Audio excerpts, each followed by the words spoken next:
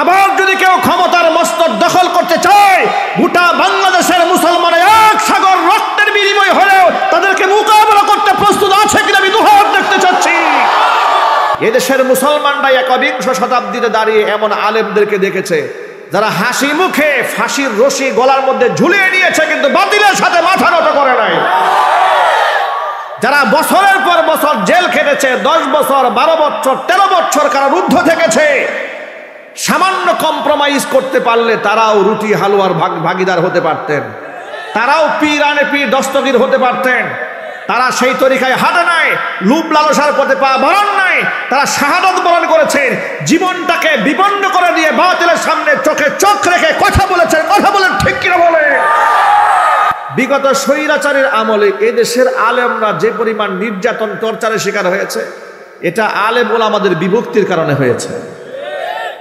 কথার আওয়াজ নাই। যদি উলামাদের ঐক্য থাকতো, এত আলেম জেল খাটতো বাংলাদেশে? যদি উলামাদের ঐক্য থাকতো, তাহলে আয়না ঘরে রেখে এত আলেমদেরকে নির্যাতন করা হতো? কোনোদিন এটা করা হতো না। বরং কি হয়েছে জানেন? এক শ্রেণীর আলেমকে রিমান্ডে নিয়ে যখন নির্যাতন করা হয়, আরেক শ্রেণীর আলেমদের কি দিয়া বড় বড় হাদিয়া দিয়ে বড় বড় প্রোগ্রামে অংশগ্রহণ করানো হয়। আর সে আলেমরা খুশি হইয়া বলে যে ওই সমস্ত আলেমরা জেল খাটতেছে কারণ ওলিদের সাথে তাদের কোনো সম্পর্ক নেই, আর আমরা জেল খাটি না কেন? ওলিদের সাথে আমাদের খুব ভালো সম্পর্ক। এই বক্তব্যটি দিয়েছিল বাংলাদেশের কুখ্যাত এক মাজার পূজারী বক্তা গিয়াসউদ্দিন তাহেরি। সে বলেছে আল্লাহর ওলিদের সাথে সম্পর্ক থাকার কারণে আমাদের উপর এই সমস্ত মামলা টামলা হয় না, পুলিশ আমাদেরকে দৌড়ায় না, আমরা পুলিশ বান্ধব সুন্নি। ঈমানের পথে অবিচল থেকে আমার মরণ যেন হয়। ঈমানের পথে অবিচল থেকে আমার মরণ যেন হয়। তোমারই কাছে মিনতি আমার,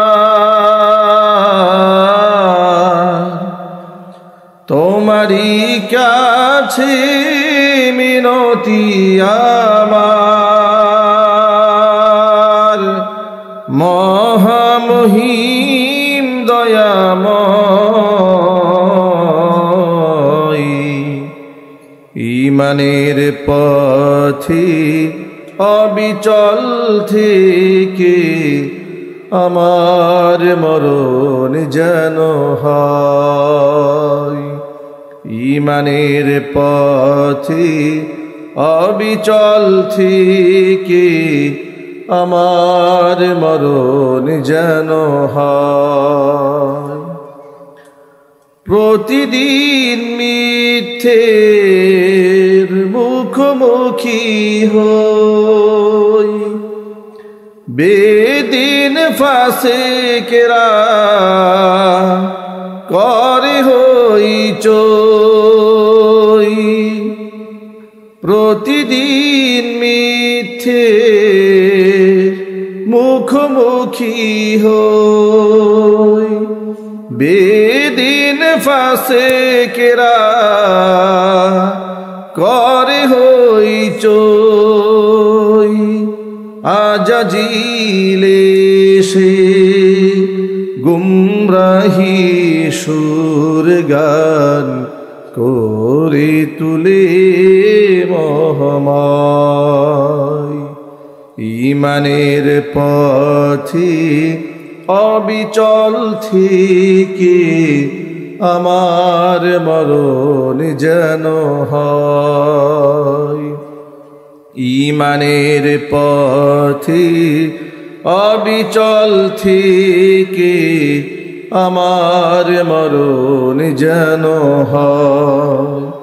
তোমারই কাছে মিনতি আমার, তোমারই কাছে মিনতি আমার, মহা মহিম দয়াময় ঈমানের পথে অবিচল থেকে আমার মরণ যেন হয়। ঈমানের পথে অবিচল থেকে আমার মরণ যেন হয়। ঈমানের পথে অবিচল থেকে আমার মরণ যেন হয়।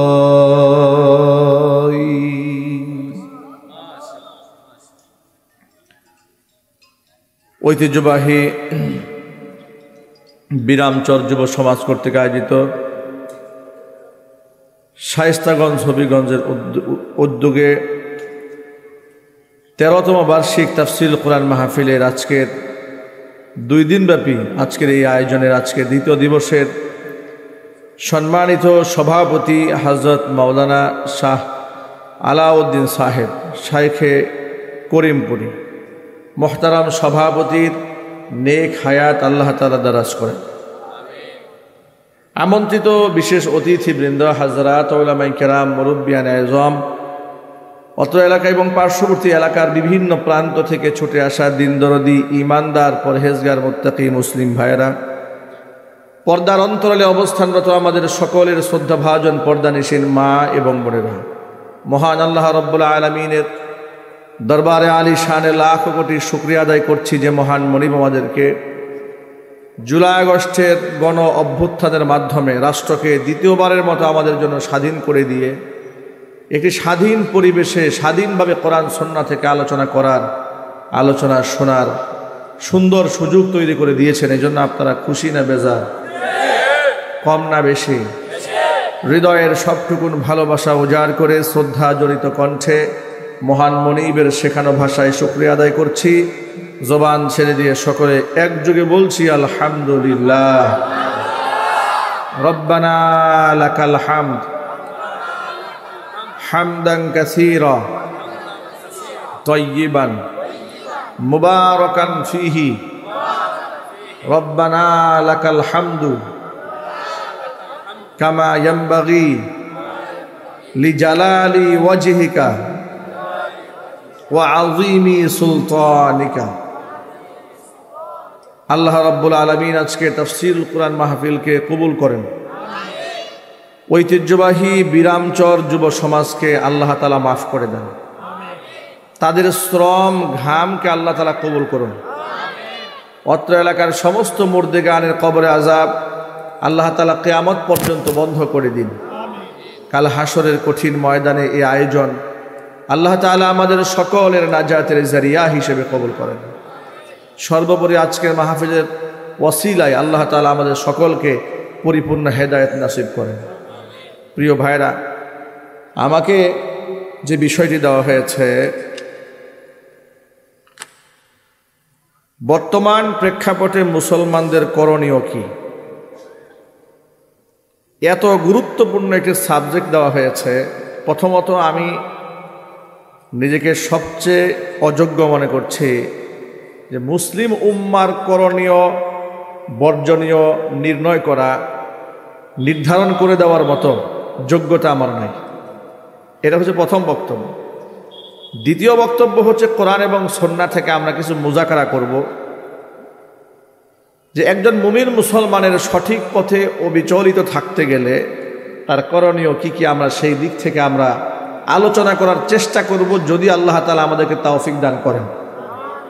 আমরা বলছি ইনশাআল্লাহ, আল্লাহ পাক যেন আমাদের বলার তৌফিক দান করেন। আমরা মহাগ্রন্থ আল কোরআন সামনে নিয়ে বসেছি। আমি বিভিন্ন মাহফিলে কোরআনে কারীম সামনে নিয়ে বসি, এটা আমার একটা তবিয়ত হয়ে দাঁড়িয়েছে। অভ্যাসটাই এত বেশি হয়েছে, একদম জীবনের শুরু থেকেই যখন আলোচনা শুরু করেছি তখন থেকে কোরআন খুলে খুলে ধারাবাহিক তাফসীর করতাম।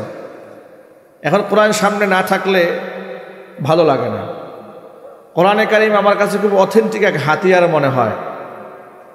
এটা বুকের সাথে এভাবে জড়ায় ধরে আলোচনা করতে আরো সাহস মনে হয়, কারণ এটা এমন একটা এভিডেন্স, এমন একটা দলিল, যে দলিলের মোকাবেলা করার মতো শক্তি পৃথিবীর কারো নাই। কথা ঠিক কিনা বলেন? এই জন্য এই হাতিয়ারটা অত্যন্ত জরুরি। কোরআন নিজে বলেছে, ইন্না হাযাল কুরআন ইয়াহদি লিল্লাতী হিয়া আকওয়াম, নিশ্চয়ই এই কোরআন মানুষকে চূড়ান্ত সঠিক পথের দিশা দান করে। এই অপারেটর ইকুটা কমাই দেন, এই যে মাইকের অপারেটর ইকু কমান, রিপ্লাই কমাই দেন। হ্যাঁ, আওয়াজটা স্পষ্ট করে দেন, আওয়াজটা অস্পষ্ট, হ্যাঁ ক্লিয়ার করে দেন। কোরআনে কারীম বলছে, ইন্না হাযাল কুরআন ইয়াহদি লিল্লাতী হিয়া আকওয়াম, নিশ্চয়ই এই কোরআন মানুষকে সর্বাধিক সঠিক পথের দিশা দেয়, এমন সত্য পথের দিশা দেয় যার মধ্যে ভুল হওয়ার কোনো সম্ভাবনা নেই। হুদাল লিল মুত্তাকিন, এটা মুত্তাকিদের জন্য হেদায়েত, পথ নির্দেশিকা। যালিকাল কিতাবু লা রাইবা ফি, এটা এমন একটা কিতাব যার মধ্যে সংশয়ের কোনো অবকাশ নাই। কোরআন এমন একটা কিতাব যা এত ওজনদার কিতাব, লাউ আনজালনা হাযাল কুরআনা আলা জাবালিন লা রাআইতাহু খাশিআম মুতাসাদ্দিআম মিন খাশিয়াতিল্লাহ। হে নবী, আপনি যদি দেখতেন এই কোরআন যদি আমি পাহাড়ের উপর নাজিল করতাম, কোরআন এর ভার পাহাড় বরদাস্ত করতে না পেরে পাহাড় পর্যন্ত চূর্ণ বিচূর্ণ হয়ে যেত। আল্লাহু আকবার বলেন। কোরআনে কারীম সর্বশ্রেষ্ঠ রাতে, সর্বশ্রেষ্ঠ মাসে, সর্বশ্রেষ্ঠ ব্যক্তির মাধ্যমে, সর্বশ্রেষ্ঠ ব্যক্তির উপরে সর্বশ্রেষ্ঠ জায়গায় আল্লাহ তাআলা নাজিল করেছেন। এই কোরআনে কারীম মানুষ এখান থেকে দিক নির্দেশনা গ্রহণ করে এক একজনে হীরার টুকরায় পরিণত হয়েছে। চিৎকার দিয়ে বলতে হবে সুবহানাল্লাহ। ১৫০০ বছর আগের নাজিলকৃত কিতাব যেভাবে ছিল হুবহু আজকের এই দিন পর্যন্ত কোনো প্রকার পরিবর্ধন সংযোজন বিয়োজন ছাড়া হুবহু সংরক্ষিত আছে না নাই? আরো জোরে বলতে হবে ভাই।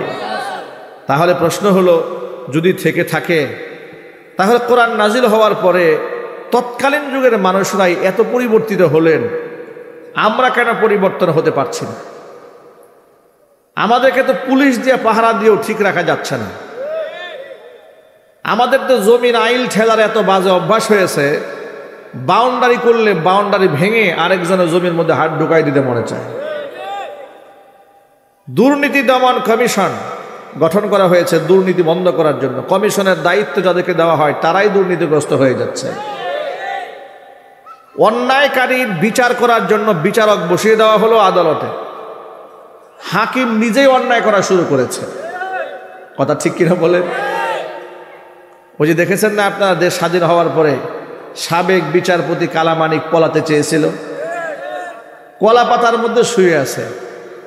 আহারে, একটা সম্মানিত ব্যক্তি এভাবে কেন দেশ ছেড়ে পালাতে চায়? আমার প্রশ্ন হচ্ছে যে কোরআন ১৫০০ বছর আগে মানুষকে এমন পরিবর্তিত বানালেন, জীবন এমনভাবে মোড় পাল্টায় দিলেন, সেই কোরআন তো আজও আমাদের কাছে আছে, কিন্তু আমরা কোরআন থেকে শিক্ষা গ্রহণ করতে পারি নাই। কারণ সিস্টেমেট ওয়েতে পরিকল্পিতভাবে এই কোরআন থেকে মানুষদেরকে দূরে সরিয়ে রাখা হয়েছে। কথা ঠিক কিনা বলেন? আমরা এই কোরআনে কারীমকে জীবনের সবচাইতে বড় অবলম্বন হিসেবে গ্রহণ করতে চাই। আল্লাহ যেন আমাদের কবুল করে নেন। আল্লাহর নবী সাল্লাল্লাহু আলাইহি ওয়াসাল্লাম বলেছেন,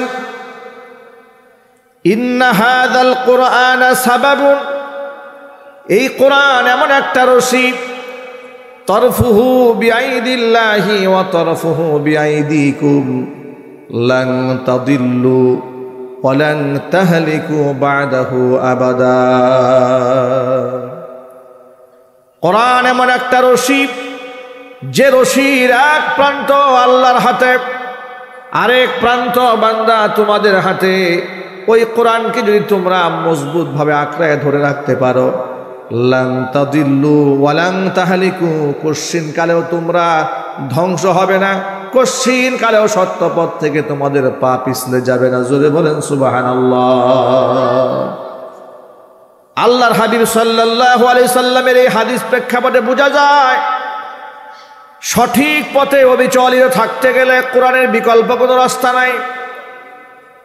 বিদায় হজের ভাষণের সময় আল্লাহর নবী আরেকটি বক্তব্য দিয়েছেন। হুজুর বলেছেন, তারাকতু ফীকুম আমরাইন লান তাদিল্লু মা তামাসসাকতুম বিহিমা কিতাবাল্লাহি ওয়া সুন্নাতা রাসূলি। দুইটা জিনিস আমি নবী তোমাদের মাঝে রেখে গেলাম, ততদিন পর্যন্ত তোমরা গুমরা হবে না, সত্য পথ থেকে তোমাদের পা ফসকায় যাবে না। যতদিন না পর্যন্ত দুইটা জিনিসকে আঁকড়ায় ধরে রাখতে পারবে। একটা জিনিসের নাম হচ্ছে কিতাব আল্লাহ, আল্লাহ পাকের কিতাব কোরআন মাজিদ, আরেকটা হচ্ছে ওয়া সুন্নাতা রাসূলিহি, আমার নবীজি সাল্লাল্লাহু আলাইহি সাল্লামের সুন্নাহ। জোরে বলেন সুবহানাল্লাহ। আল্লাহর হাবিবের সুন্নাতকে আঁকড়ায় ধরে রাখতে হবে, আল্লাহর কোরআনকে আঁকড়ায় ধরে রাখতে হবে, তাহলে মানুষের পা সত্য পথ থেকে বিচ্যুত হবে না। এই কথাটি নবীনা মুহাম্মদ রাসূলুল্লাহ সাল্লাল্লাহু আলাইহি ওয়াসাল্লাম বিদায় হজের ভাষণের সময় বলেছেন।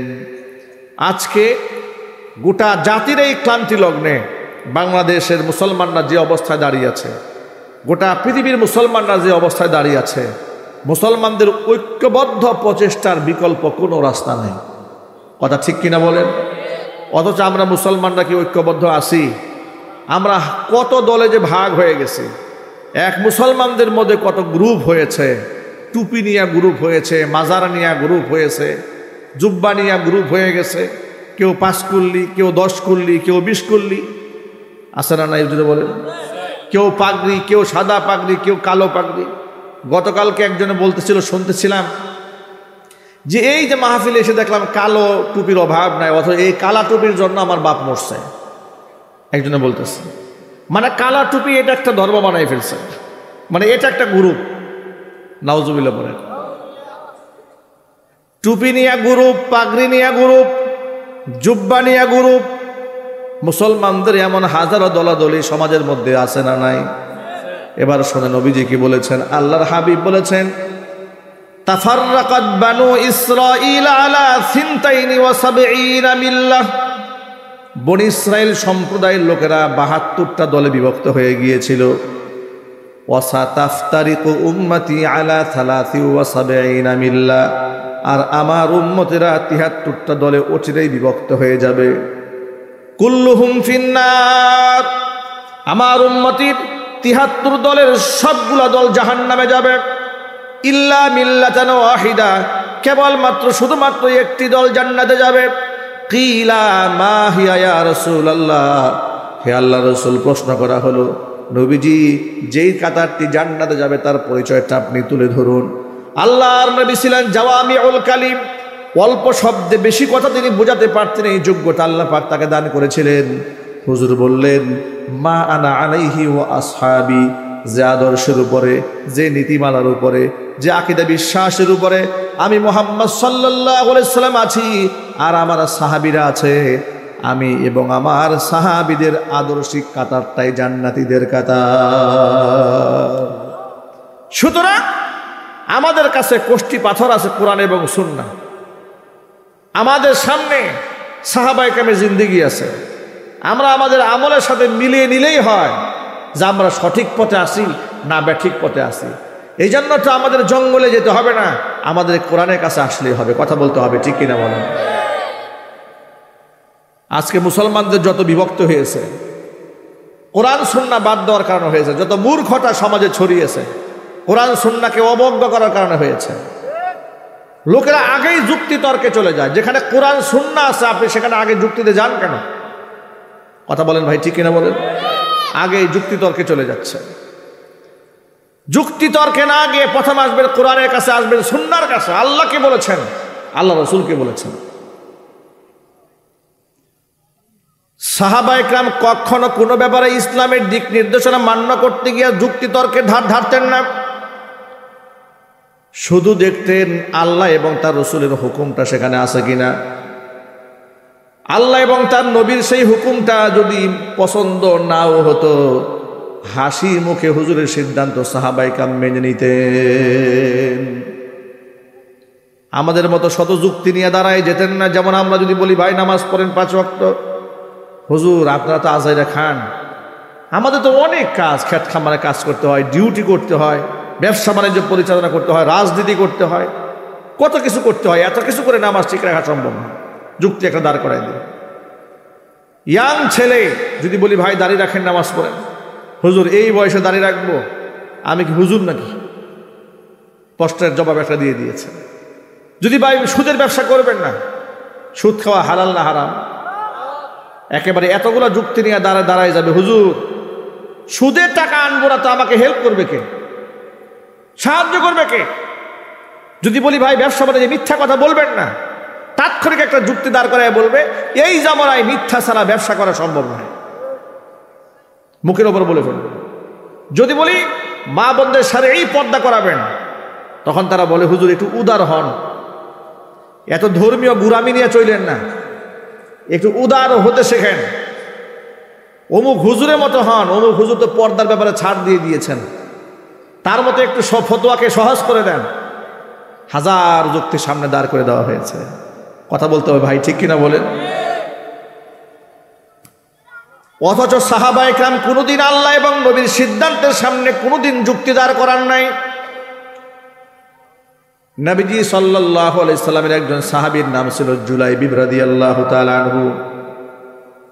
হযরত জুলাইবিব আল্লাহর হাবিবের সামনে এসে একদিন বললেন, ইয়া রাসূলুল্লাহ, ইয়া হাবিবাল্লাহ, জান্নাতে এক একজন পুরুষকে 70টা করে হুর দেওয়া হবে, আপনার মুখ থেকে শুনেছি, আর কোরআনে হুরের বর্ণনা আছে। আমি জুলাইবিব যদি আল্লাহ জান্নাতে যায়, আল্লাহ পাককে আমাকে হুর দিবে নাকি? আল্লাহ নবী সাল্লাল্লাহু আলাইহি সাল্লাম জুলাইবিবের মনোভাব বুঝতে পারলেন। জুলাইবিবকে জিজ্ঞেস করলেন, হাল্লা তাতাজাওয়াজ ইয়া জুলাইবিব, ও জুলাইবিব তুমি বিবাহ করো না কেন? জুলাইবিব রাদিয়াল্লাহু তাআলা আনহু জবাব দিয়ে বলছেন, ইয়া রাসূলুল্লাহ, ইয়া হাবিবাল্লাহ, আমি একজন কালো মানুষ, আমি একজন খাটো মানুষ, ধন সম্পদ নাই, পারিবারিক ব্যাকগ্রাউন্ড ভালো না, প্রতিষ্ঠিত মানুষ আমি নই, আমার কাছে মেয়ে বিবাহ দেবে এমন গার্জিয়ান কি মদিনায় আছে নাকি? আরে এমন কোনো মেয়ে আছে নাকি আমাকে বিবাহ করবে? আমাকে তো কেউ পছন্দই করে না। নবী করিম সাল্লাল্লাহু আলাইহি ওয়াসাল্লাম তার পক্ষ থেকে জিম্মাদার হয়ে গেলেন, চতুর্দিক থেকে খবর লাগাই দিলেন, জুলাইবিবকে বিবাহ করাবেন, পাত্রী দেখতেছেন। শুনতে পেলেন একজন আনসারী সাহাবীর ঘরে উপযুক্ত মেয়ে একজন আছে, বিবাহের উপযুক্ত। আনসারী সাহাবীকে নবীজি ডেকে বলছেন, ও সাহাবী রে, শুনলাম তোমার ঘরে নাকি উপযুক্ত মেয়ে আছে, বিবাহ দেবে নাকি? নিশ্চয়ই দেব। আল্লাহর হাবিব বলছেন, আমি আমার পক্ষ থেকে তোমার মেয়ের জন্য বিবাহের পয়গাম দিলাম। সাহাবী যখন শুনলেন আল্লাহর নবী বিবাহের পয়গাম পাঠিয়েছেন, আনন্দে আত্মহারা হয়ে গেলেন। আল্লাহর হাবিব আমার বিয়ের জন্য বিবাহের পয়গাম পাঠিয়েছেন, এটা তো আমার পরম সৌভাগ্যের ব্যাপার। হুজুর বললেন, শোনো, বিবাহের পয়গাম দিয়েছি, কিন্তু পয়গামটা আমার নিজের জন্য দেই নাই, আমার সাহাবী জুলাইবিবের জন্য দিয়েছি। জুলাইবিবের নামটা শুনে আনসারী সাহাবীর মনটা খারাপ হয়ে গেল, কারণ জুলাইবিব রাদিয়াল্লাহু তাআলা আনহু সম্পর্কে তাদের আইডিয়া ছিল, তিনি যে একজন গরিব মানুষ এটা সকলেই জানে, দেখতে অসুন্দর এটাও সবাই জানে। এই জন্য জুলাইবিবের কাছে মেয়ে বিবাহ দেওয়ার জন্য তিনি আগ্রহী হলেন না। তিনি বললেন, ইয়া রাসূলুল্লাহ, ইয়া হাবিবাল্লাহ, আপনি আমাকে অনুমতি দিলে প্রস্তাবটা আমার ঘরে নিয়ে যায়, আমার স্ত্রী কন্যার সাথে বিষয়টা নিয়ে একটু আমি আলোচনা করি, তারা কি মতামত দেন সেটা আপনাকে আমি অবগত করব। আল্লাহ নবী বললেন, নিশ্চয় আপনি ঘরে চলে যান, গিয়ে তাদের সাথে পরামর্শ করে আপনি আমাকে বিষয়টি জানাবেন। এবার তিনি ঘরে গেলেন, ঘরে গিয়ে মেয়েকে আগেই কিছু শোনালেন না। মেয়েকে না শুনিয়ে মেয়ের মাকে একটু আড়ালে নিয়ে বললেন, শোনো, নবী করিম সাল্লাল্লাহু আলাইহি সাল্লাম তো আমাদের মেয়ের জন্য একটা পাত্রের পক্ষ থেকে বিবাহের পয়গাম পাঠিয়েছে। কার পক্ষ থেকে? জুলাইবিবের পক্ষ থেকে। এটা শুনে মেয়ের মার মনটা খারাপ হয়ে গেছে।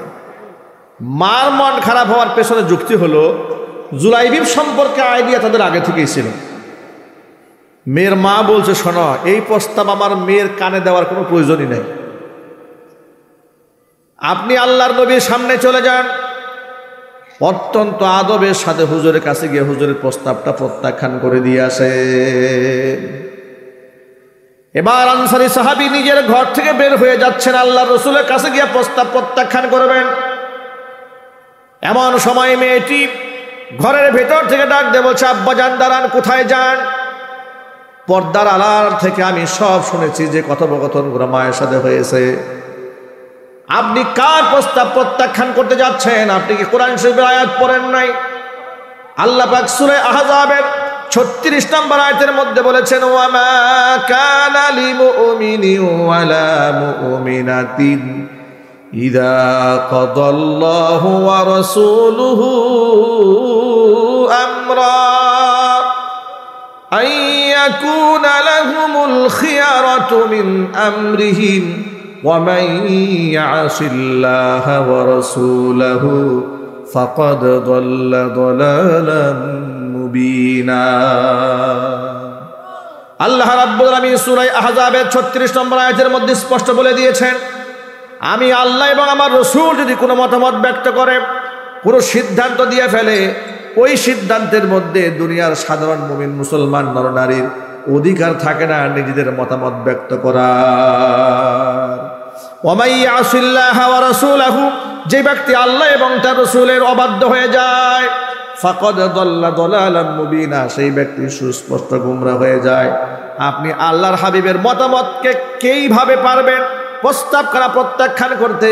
বরং আপনি আল্লাহর হাবিবের কাছে গিয়ে বলবেন, ও নবীজি, যে প্রস্তাবখানা আপনি দিয়েছিলেন আমার মেয়ের জন্য জুলাইবিবের পক্ষ থেকে, আপনার সিলেক্ট করা পাত্র জুলাইবিবকে বিবাহ করার জন্য আমার মেয়ে মন থেকে রাজি হয়ে গেছে। চিৎকার দেখুন, আল্লাহু আকবার। তারা কখনো নিজের মতামতকে আল্লাহ রাসূলের মতামতের উপর প্রাধান্য দেন নাই। জুড়ে বলেন সুবহানাল্লাহ। যুক্তির ধার ধারেন নাই, তর্কের ধার ধারেন নাই, শুধু দেখেছেন আল্লাহর নবী সাল্লাল্লাহু আলাইহি ওয়াসাল্লাম কি বলেছেন। এই জুলাইবিব রাদিয়াল্লাহু তাআলা আনহু দেখতে কালো মানুষ হলেও, খাটো মানুষ হলেও, আল্লাহর হাবিব তার সম্পর্কে বলেছেন, জুলাইবিব আমি নবীজির, আমি মুহাম্মদ সাল্লাল্লাহু আলাইহি ওয়াসাল্লাম জুলাইবিবের দাম আছে না নাই? আরো জোরে বলেন। এই ক্ষেত্রে এই ঘটনা আপনাদের সামনে উপস্থাপন করার মাধ্যমে আমি আপনাদের কাছে এই মেসেজটা দিতে চেয়েছি, ইমানদার বান্দা আল্লাহ এবং রসুলের সিদ্ধান্তের সামনে কোনো যুক্তি তর্কে যাবে না, বরং আল্লাহ এবং রসুল যে সিদ্ধান্ত দিয়েছে এটা আমার বুঝে আসলেও আলহামদুলিল্লাহ, না বুঝে আসলেও আলহামদুলিল্লাহ। কথা ঠিক কিনা বলেন? কোনো যুক্তির সামনে দাঁড় করানো যাবে না। দেখুন, আজকে আমাদের গোটা সমাজের মধ্যে মুসলমানদের বিভক্তির কারণে যে ক্ষতিটা হয়েছে, বিগত স্বৈরাচারের আমলে এদেশের আলেমরা যে পরিমাণ নির্যাতন টর্চারের শিকার হয়েছে, এটা আলেম উলামাদের বিভক্তির কারণে হয়েছে। কথার আওয়াজ নাই। যদি উলামাদের ঐক্য থাকতো, এত আলেম জেল খাটতো বাংলাদেশে? যদি উলামাদের ঐক্য থাকতো, তাহলে আয়না ঘরে রেখে এত আলেমদেরকে নির্যাতন করা হতো? কোনোদিন এটা করা হতো না। বরং কি হয়েছে জানেন? এক শ্রেণীর আলেমকে রিমান্ডে নিয়ে যখন নির্যাতন করা হয়, আরেক শ্রেণীর আলেমদের কি দিয়া বড় বড় হাদিয়া দিয়ে বড় বড় প্রোগ্রামে অংশগ্রহণ করানো হয়। আর সে আলেমরা খুশি হইয়া বলে যে ওই সমস্ত আলেমরা জেল খাটতেছে কারণ ওলিদের সাথে তাদের কোনো সম্পর্ক নেই, আর আমরা জেল খাটি না কেন? ওলিদের সাথে আমাদের খুব ভালো সম্পর্ক। এই বক্তব্যটি দিয়েছিল বাংলাদেশের কুখ্যাত এক মাজার পূজারী বক্তা গিয়াসউদ্দিন তাহেরি। সে বলেছে আল্লাহর ওলিদের সাথে সম্পর্ক থাকার কারণে আমাদের উপর এই সমস্ত মামলা টামলা হয় না, পুলিশ আমাদেরকে দৌড়ায় না, আমরা পুলিশ বান্ধব সুন্নি। এরা নাকি পুলিশ বান্ধব। বুঝতে পেরেছেন? তখন তাকে আমি একটি মাহফিলে জবাব দিয়েছি যে জালেমের পক্ষ থেকে আলেমরা নির্যাতিত হলে সেটাকে যদি এই ব্যাখ্যায় দাঁড় করানো হয় যে আল্লাহর ওলিদের সাথে আলেমদের সম্পর্ক নাই, এই জন্য তারা জেল খাটতেছে, তো এই কথাটা নবী করিম সাল্লাল্লাহু আলাইহি সাল্লামের সাহাবীদের ক্ষেত্রে তিনি কি বলবেন? হুজুরের ক্ষেত্রে তিনি কি বলবেন? আইম্মায়ে মুজতাহিদিনদের ব্যাপারে তিনি কি বলবেন? ইমাম আহমদ ইবনে হাম্বল রাহমাতুল্লাহি আলাইহির ব্যাপারে কি বলবেন? ইমাম আবু হানিফা রাহমাতুল্লাহি আলাইহি, যার মাসলাকের ফলোয়ার আমরা, যাকে আমরা অনুসরণ করি ফিকহের ক্ষেত্রে, ফিকহে হানাফি, তার ব্যাপারে কি বলবেন? তাকে তো জেলখানার মধ্যে হত্যা করা হয়েছে, তিনি জেলের মধ্যে শাহাদাত বরণ করেছেন। চিৎকার দেখুন আল্লাহু আকবার। এবার একটু হাদিস শোনেন, আল্লাহর নবী কি বলেন। আল্লাহর হাবিব বলেছেন, আসাদুল বালাই আল আম্বিয়া সুম্মাল আমসাল ফাল আমসাল। পৃথিবীর মধ্যে সবচাইতে কঠিন মুসিবতের সম্মুখীন হয় নবীরা, এরপরে সুম্মাল আমসাল ফাল আমসাল, এরপরে নবীদের আমলের সাথে যাদের সাদৃশ্যতা যত বেশি মিলবে এই দুনিয়াতে তারা তত বেশি মুসিবত আর পরীক্ষার সম্মুখীন হবে। ইমানের উপর যারা বেশি অবিচল থাকবে, ইমানি কঠিন পরীক্ষার মধ্যে তাদের পড়তে হবে। আর কোন ইমানদারদেরকে আল্লাহ পরীক্ষা ছাড়া ছেড়ে দেবেন না, এটা কোরআন শরীফে আল্লাহ পাকছে। সূরা আনকাবুতের মধ্যে আল্লাহ পাক বলেছেন, আহাসিবান নাসু আন ইউতরাকু আন ইয়াকুলু আমান্না ওয়া হুম লা ইফতানুন।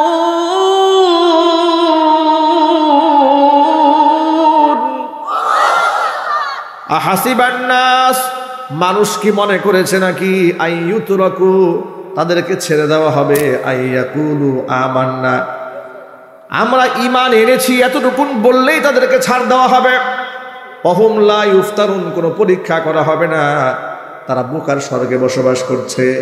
ওয়ালাকাদ ফাতান্নাল্লাযীনা মিন ক্বাবলিহিম ফালা ইয়ালামান্নাল্লাহুল্লাযীনা সাদাকু ওয়া লা ইয়ালামান্নাল কাযিবিন। অথচ তাদের পূর্বে যারা দুনিয়াতে এসেছিল তাদেরকে আমি ঈমানি পরীক্ষা নিয়েছিলাম। আমি আল্লাহ তাআলা অবশ্যই পরীক্ষা নিয়ে দেখতে চাই ঈমানের দাবিতে কে সত্যবাদী আর ঈমানের দাবিতে কে মিথ্যাবাদী। পরীক্ষা যদি না হয় তাহলে রেজাল্ট ভালো কার খারাপ কার এটা কি বোঝা যাবে? কে ভালো পড়াশোনা করেছে আর কে করে নাই এটা পরীক্ষা না হলে বোঝা যায়। বিপদে পড়লে বোঝা যায় ঈমানের দৌরাত্ম্য কতটুকু। আল্লাহর কসম, এদেশের মুসলমানরা একবিংশ শতাব্দীতে দাঁড়িয়ে এমন আলেমদেরকে দেখেছে যারা হাসি মুখে ফাঁসির রশি গলার মধ্যে ঝুলিয়ে নিয়েছে কিন্তু বাতিলের সাথে মাথা নত করে নাই। যারা বছরের পর বছর জেল খেটেছে, 10 বছর 12 বছর 13 বছর কারারুদ্ধ থেকেছে, সামান্য কম্প্রোমাইজ করতে পারলে তারাও রুটি হালুয়ার ভাগিদার হতে পারতেন, তারাও পীর আনে পীর দস্তগীর হতে পারতেন। তারা সেই তরিকায় হাঁটে নাই, লুপ লালসার পথে পা বাড়ান নাই, তারা শাহাদাত বরণ করেছেন, জীবনটাকে বিপন্ন করে দিয়ে বাতিলের সামনে চোখে চোখ রেখে কথা বলেছেন। কথা বলেন ঠিক কিনা বলে?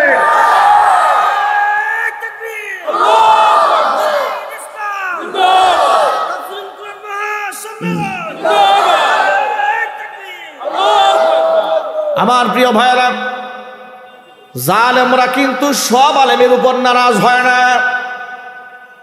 জালেমের জুলুম যখন এই দেশে চূড়ান্ত পর্যায়ে ছিল তখনও পর্যন্ত এই দেশে কিছু আলেমরা সমস্ত সুযোগ সুবিধা ভোগ করেই চলেছে। আছে না নাই? আরো জোরে বলেন। তাদের ওয়াজ হয়েছে আসমানের উপর আর জমিনের নিচে। পৃথিবীতে কি হইল না হইল তারা কিছু বোঝে না, আওয়াজ নাই। কত সত্য না মিথ্যা? যা হয়েছে আসমানের উপর আর জমিনের নিচে। দুনিয়া সম্পর্কে তারা জীবনে ওয়াজ করে না আর করবে না কিয়ামত পর্যন্ত, কারণ ওরা জানে দুনিয়া নিয়ে ওয়াজ করতে গেলে পিঠের চামড়া থাকবে না। এই সমস্ত সুবিধাবাদী আলেম দুনিয়াতে নাই। আরো জোরে বলেন। আচ্ছা, আপনাদেরকে আর একটা তথ্য দেয়, আপনারা বলেন তো, রাস্তায় রাস্তায় মূর্তি বানানো এটা হালাল না হারাম? এটা কি, এটা বোঝার জন্য কি আপনাকে বিজ্ঞানী হতে হবে নাকি মুফতি মুহাদ্দিস হতে হবে? এটা কমন ব্যাপার, এটা বাচ্চারাও জানে। রাস্তায় রাস্তায় ভাস্কর্যের নামে যখন স্বৈরাচারী মূর্তি বানাচ্ছিল এটা হারাম কাজ করতেছিল। সেই অন্যায়ের প্রতিবাদ জানিয়েছিলেন আল্লামা মামুনুল হক হাফিজাহুল্লাহ। তিনি বলেছিলেন, আমাদের যদি কোনোদিন সুযোগ আসে আমাদের বাবার মূর্তি থাকলে সে বাবার মূর্তি আমরা ভেঙে দেব। সেই বক্তব্যের তাদের সেই বক্তব্যকে কেন্দ্র করে তিনি বাতিলের রোশানলে পড়লেন। হাত থেকে আমার মতো আদনা ছোট মানুষ জুমার খুতবার মধ্যে নেতৃবৃন্দের সামনে ভাস্কর্যের বিরুদ্ধে ভয়ঙ্কর বক্তব্য দিয়েছিলাম। আমি বলেছিলাম, মৃত ব্যক্তির নামে মূর্তি নয়, মসজিদ বানান, এতিমখানা বানান, ইসালে সব হবে, মূর্তি বানাবেন না, অসম্মান হবে। তারা থানায় বসে আমাদের নামে ষড়যন্ত্র করলো যে আমরা বঙ্গবন্ধুর বিরুদ্ধে বক্তব্য দিয়েছি, জাতির পিতার বিরুদ্ধে বক্তব্য দিয়েছি।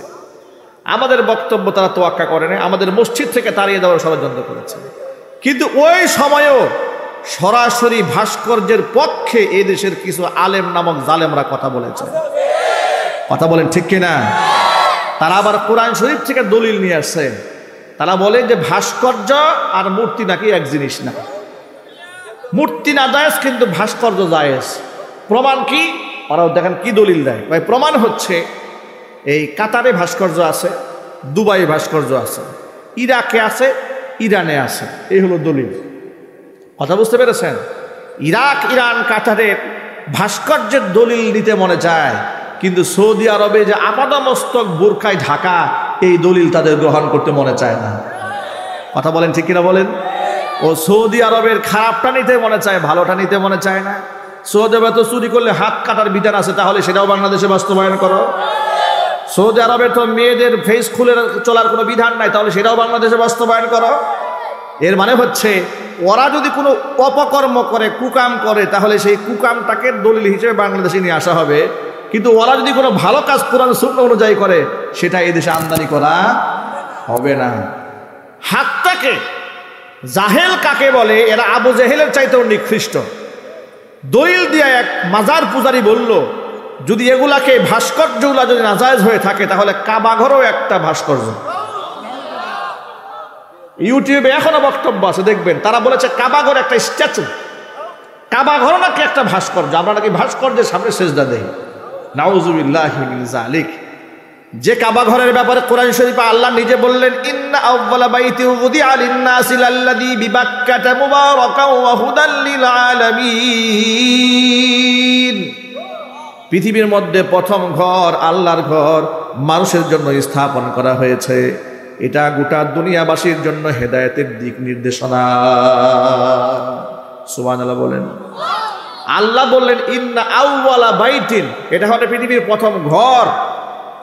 আর ওরা বলে এটা নাকি স্ট্যাচু, এটা নাকি একটা ভাস্কর্য। নাউজুবিল্লাহি মিন যালিক।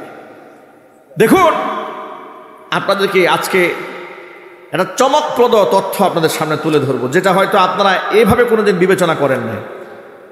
আলেম উলামাদের সমালোচনা করার জন্য বাংলাদেশে তো জালেমের কোনো অভাব নাই। কথা ঠিক নেবে ঠিক?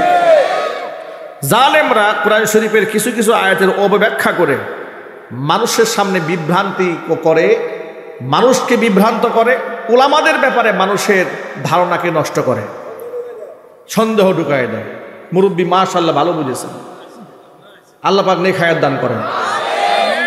ভাইরা আমার, দেখুন, হিজবুত তাওহীদ নামক একটি ভণ্ড সংগঠন, কুফরি সংগঠন বাংলাদেশে আছে।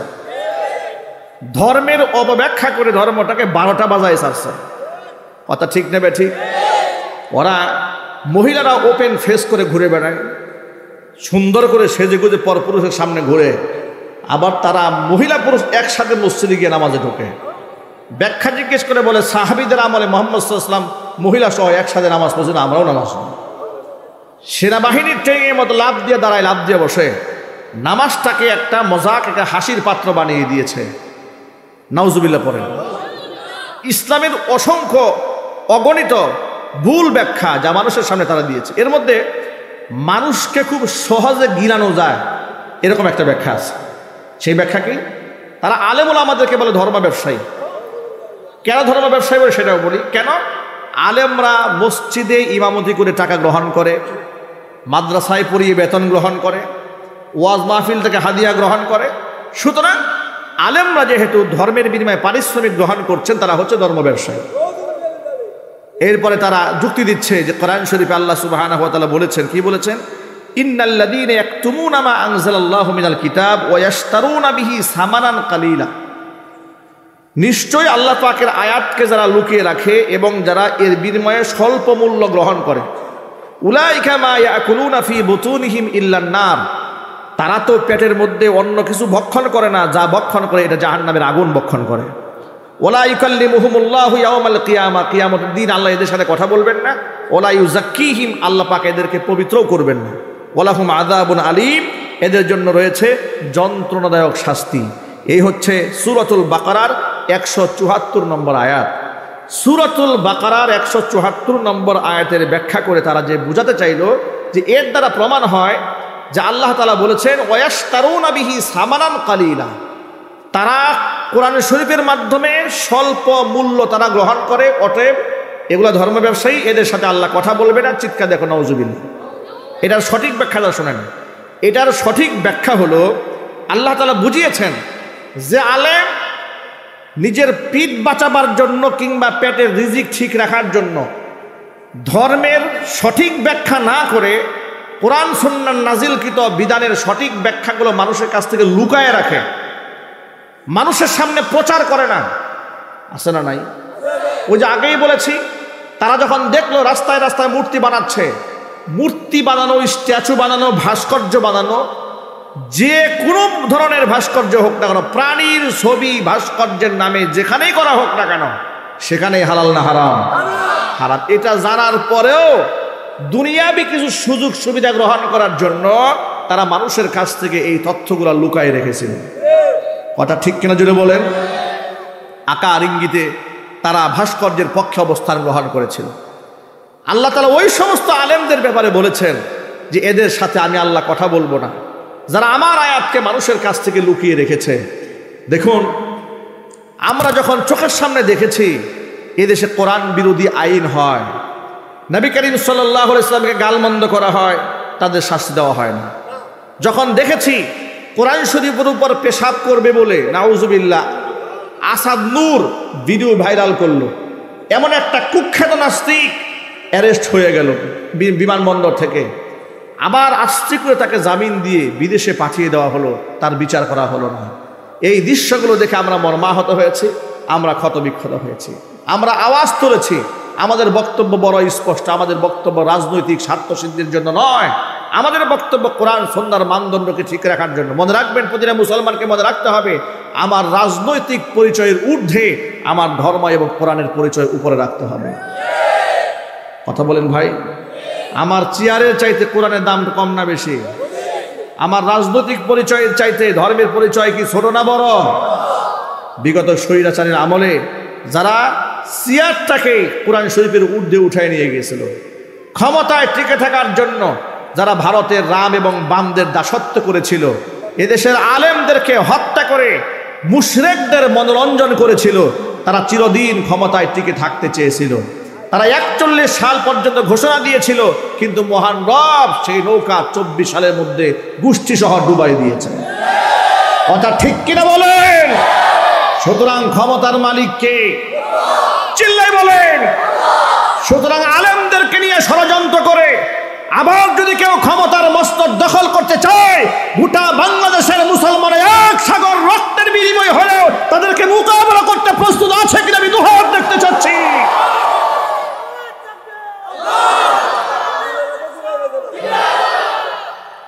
আমার প্রিয় বন্ধুগণ, আল্লাহ রাব্বুল আলামিন কোরআন মাজিদের মধ্যে যা নাজিল করেছেন, মানুষের কাছে তা স্পষ্টভাবে বলে দেওয়া এটা আলেমদের গুরু দায়িত্ব। মনে রাখবেন, যেটা আল্লাহ হারাম করেছেন বান্দা সেটা হালাল করার কোনো অধিকার রাখে না। মদ হালাল না হারাম? আরো জোরে। কিন্তু এই দেশে যে মদের লাইসেন্স দেওয়া হয়, এটা কি আপনারা জানেন? কথা বলে না কেন? আপনাদেরকে আরেকটা প্রশ্ন করি, জিনা ব্যভিচার করা হালাল না হারাম? কিন্তু এই দেশে জিনা করার যে লাইসেন্স দেওয়া হয়, এটা আপনারা জানেন? পতিতালয়ের লাইসেন্স দেশে নাই, মদের লাইসেন্স দেশে নাই। এগুলো কারা দিয়েছে? ইহুদিরা দিয়েছে, খ্রিস্টানরা দিয়েছে, মুসলমানরা দিয়েছে। তাহলে বোঝা গেল এরা আসলেই মুসলমান নয়, এরা বাহ্যিক দৃষ্টিতে নিজেকে মুসলমান দাবি করলে এগুলো মুনাফিক। ঠিক কিনা? এই মুনাফিকেরা এই গোটা দেশটাকে কুফরি সমাজ ব্যবস্থায় পরিবর্তন করে দিয়েছে। আমি আপনাদেরকে মজার একটা তথ্য শোনাই। আমি নারায়ণগঞ্জ জেলাতে এক মাহফিল ছিল আমার, স্টেজে আমি বক্তব্য দেওয়ার আগে প্রধান অতিথি মাইক্রোফোন হাতে নিয়ে একটা ভাষণ দিলেন। সেই ভাষণে তিনি মাদকের বিরুদ্ধে এত জোরালো কথা বললেন, আমার দিল বলো ঠান্ডা হয়ে গেল। আমি মুনাজাতে ওই নেতার জন্য কি পরিমাণ যে দোয়া করেছি, আমার সে এত কথা মনে নাই, কিন্তু অনেক দোয়া করেছি। তার জন্য জান্নাতে দোয়া করেছি, মাগফিরাতে দোয়া করেছি, পরিবারের সহ দোয়া করেছি, বয়ান শেষ করে নামার সময় মাহফিল কর্তৃপক্ষ একজন আমাকে আড়ালে টেনে নিলেন, বলেন হুজুর যার জন্য এত দোয়া করলেন ওনাকে চেনেন? আমি বললাম না, ওনাকে তো চিনি না আমি। উনি বললেন এই লোক হচ্ছে গোটা এলাকার মাদকের ডিলার। আমি বললাম এটা কোনো কথা হলো নাকি ভাই? বলে জি হুজুর এটাই সত্য কথা। আমি বললাম তাহলে তাকে দাওয়াত দিলেন কেন প্রধান অতিথি করে? বলে হুজুর উনাকে দাওয়াত না দিলে মাহফিল করতে দিবে না। বিগত 16 বছরে ওরা এগুলাই করেছে, ওদের নাম না দিলে মাহফিল বন্ধ করে দিয়েছে, থানায় পারমিশন নিতে হয়েছে, এসপির কাছে যেতে হয়েছে, ডিসির কাছে যেতে হয়েছে, রাজনৈতিক নেতাদের পায়ে ধরতে হয়েছে কোরআনের কথা বলার জন্য। আমার প্রশ্ন হচ্ছে হুকুম করেছে আমার আল্লাহ, এই সমস্ত মুনাফিকদের কাছে আমরা অনুমতির জন্য কেন যাব? ঠিক কিনা যদি বলেন। মাদক বাংলাদেশে নিষিদ্ধ করে দেওয়া হবে ইনশাল্লাহ। ইনশাল্লাহ এত আসতে বললেন, নিষিদ্ধ হোক এটা আপনারা চান না? চান কিনা? তাহলে এটা তো এখানে চাইলে হবে না। যারা বাংলাদেশের আইন প্রণয়ন করে, এমপি মেম্বার অফ পার্লামেন্ট, যারা সংখ্যাগরিষ্ঠের ভিত্তিতে জাতীয় সংসদে যাবে, তারাই বলতে পারবে মূলত এই দেশে মদ থাকবে না থাকবে না, কোনটা থাকবে কোনটা থাকবে না, এটা তারা ডিসাইড করবে। সুতরাং এমন নেতাকেই সংসদে পাঠাতে হবে কি যারা নিয়মিত মদ্যপান করে। কথা বুঝেন নাই? নিয়মিত সিনেমা দেখে, নারীদেরকে নিয়ে হোটেলে ফুর্তি করে না। কোন লম্পট বদমাশদের নেতৃত্বে এই দেশে যদি দেশ এগিয়ে যায় তাহলে কোনোদিন মাদক বন্ধ হবে না। যদি আপনাদেরকে মাদক বন্ধ করতে হয়, যদি এই জেনা ব্যভিচার বন্ধ করতে হয়, তাহলে ইমানদার নেতৃত্ব দেশের মধ্যে কায়েম করতে হবে। এই জন্য সৎ নামাজি পরহেজগার আল্লাহওয়ালা ব্যক্তিদেরকে নেতৃত্বে আনতে হবে। আপনারা কি রাজি আছেন ইনশাল্লাহ? কারা কারা রাজি? দু হাত দেখতে চায়। আল্লাহ যেন কবুল করেন, জোরে কোন আমিন। আরো চিৎকার দেখুন আল্লাহুম্মা আমিন। প্রিয় ভাইরা আমার, হাত নামান। ভয়ের কোনো কারণ নাই। ইমানদার ব্যক্তি বাঁচলেও তার জীবন ধন্য, গাজী হয়ে যাবে, মরে গেলেও সে শহীদ হয়ে যাবে। যাদের জিন্দেগিতে জীবনের মূল্যটা তার কাছে কিছুই না, আল্লাহর কাছে শহীদি পেয়ালা পান করে আল্লাহর সান্নিধ্যে যাওয়া যারা গর্বের কারণ মনে করে, সৌভাগ্যের লক্ষণ মনে করে, ওই জাতিকে পিছিয়ে রাখার হিম্মত তো পৃথিবীর কারো হতে পারে না।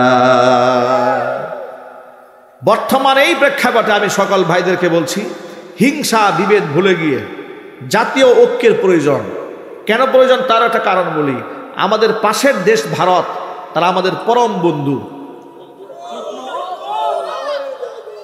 আচ্ছা আপনার শত্রু বললেন, আমি কি শত্রু বলছি? আমি বন্ধু বললাম, আপনার শত্রু বললেন কেন? হ্যাঁ, লটকায় রাখে এই জন্য। ওরা যে আমাদের কত বড় শত্রু, এটা দেশ স্বাধীন হওয়ার পর থেকে, একেবারে 1971 সালের পর থেকে আজকের দিন পর্যন্ত এদেশের মানুষ হারে হারে টের পেয়েছে। ভারতের মতো বন্ধু যাদের আছে পৃথিবীতে, তার শত্রু না থাকলেও চলবে।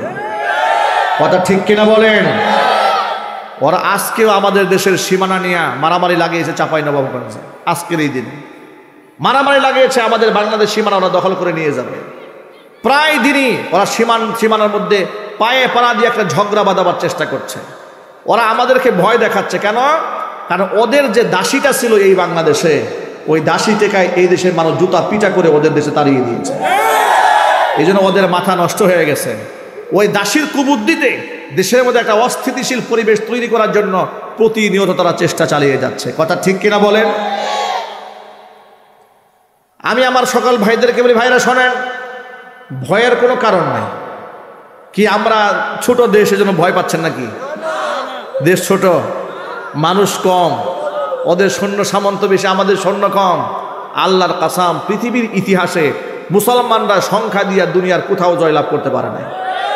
মুসলমানরা জয়লাভ করেছে আল্লাহর রহমত নিয়ে। কথা বলেন ঠিক কিনা? আমি আমার খুতবার মধ্যে পড়েছি, ওয়ালা তাহিনু ওয়ালা তাহজানু ওয়া আনতুমুল আ'লাউনা ইন কুনতুম মুমিনিন। ইমানদার হয়ে যেতে হবে, তাহলে বিজয় আমাদের হাতে আসবে। বলেন ইনশাআল্লাহ। সুতরাং আজকের পর থেকে ইমানি আন্দোলনে কোনো কম্প্রোমাইজ নাই। 5 ওয়াক্ত নামাজের 1 ওয়াক্ত নামাজও আমাদের কাজা হবে না ইনশাআল্লাহ। মনে রাখবেন, মুনাফিকরা জিহাদের ময়দানের সামনে থাকতে পারে না। জিহাদের ময়দানের সামনে তারাই থাকে যারা সচ্চা ঈমানদার। জীবন তারাই বিকিয়ে দিতে জানে যারা প্রকৃত ঈমানদার। আর বেনামাজির তো ঈমান অনেক মজবুত নাকি? সুদখোরের ঈমান অনেক মজবুত, বেপর্দা মহিলার ঈমান অনেক মজবুত না। আজকের পর থেকে সকল ভাইদের ওয়াদা করতে হবে, এক ওয়াক্ত নামাজও জীবনে কাজা করবো না। জোরে বলেন ইনশাআল্লাহ। নামাজ কয় ওয়াক্ত? জোরে বলেন কয় ওয়াক্ত?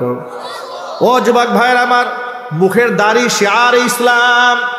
দাড়ি রাখার বিধানের ক্ষেত্রে সকল ফুকাহা ইকরাম এটাকে ওয়াজিব করার দিয়েছেন। সকলে মিলে ওয়াদা আবদ্ধ হয়ে যান, মুখে দাড়ি রাখা ওয়াজিব। আমরা ওয়াজিব আমল করবো যখন ইনশাআল্লাহ। যদি আমাদের সুন্নাত ঠিক থাকে, যদি আমাদের ফরজ ঠিক থাকে, যদি আমরা আল্লাহর হুকুম সঠিক মতো আদায় করতে পারি, আল্লাহর কসম করে বলি, আমাদের কোনো ভয় নাই, আমাদের কোনো চিন্তা নাই।